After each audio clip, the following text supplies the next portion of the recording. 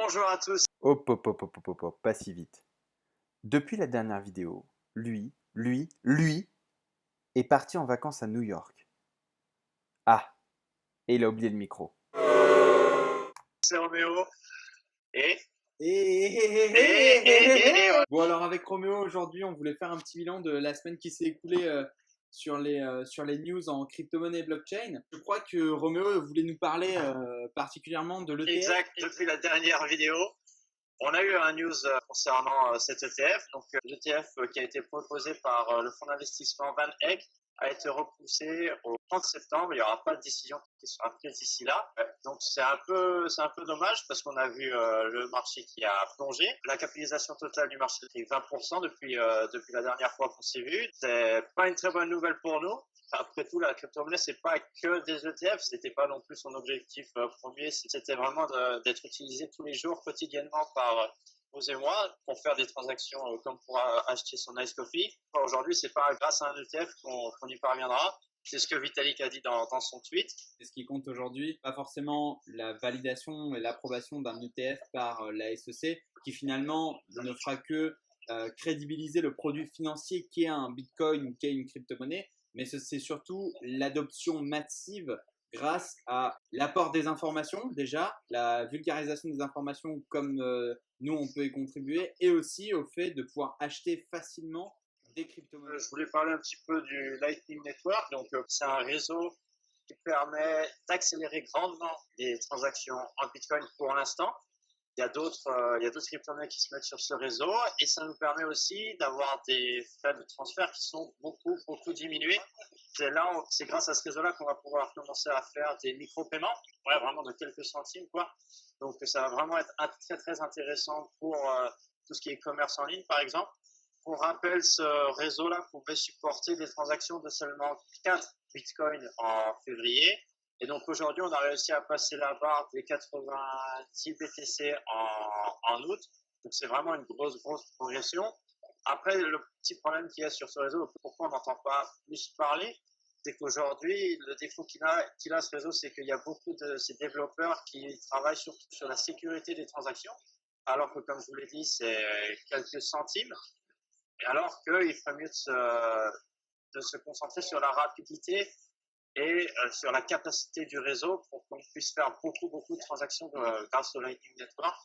Donc c'est un peu dommage, mais c'est quelque chose qu'on va utiliser beaucoup plus et on va en parler beaucoup plus dans le futur, ça c'est sûr. On voit aussi qu'il y a certains grands noms qui s'y intéressent et qui le soutiennent, comme Charlie Lee, qui est le fondateur du Litecoin, qui lui serait très intéressé pour mettre le Litecoin sur le Lightning Network. On comprend pourquoi aujourd'hui le Litecoin c'est la meilleure monnaie pour faire des paiements. Le combiner avec le Lightning Network, c'est quelque chose qui aurait beaucoup de sens, qui apporterait beaucoup de valeur au Litecoin et ça pourrait être la crypto-monnaie qui servirait pour faire des paiements en tout genre.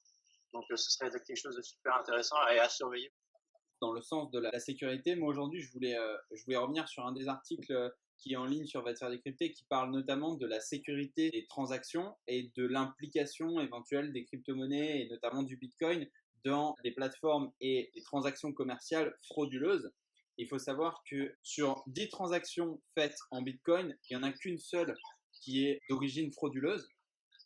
Ce qui veut bien dire que même s'il y a une grande communauté de cybercriminels, ils ne sont pas représentatifs réellement de l'utilisation de cette monnaie.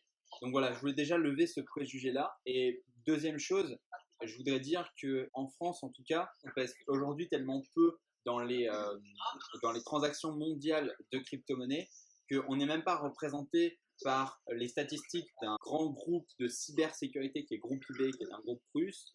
On n'est même pas représenté dans des statistiques d'implication dans des transactions de criminalité finalement. Plus de la moitié des cybercrimes effectués avec des crypto-monnaies viennent notamment des États-Unis et on peut même affirmer que de manière générale, c'est très concentré puisque un tiers des victimes sont situées aussi aux États-Unis.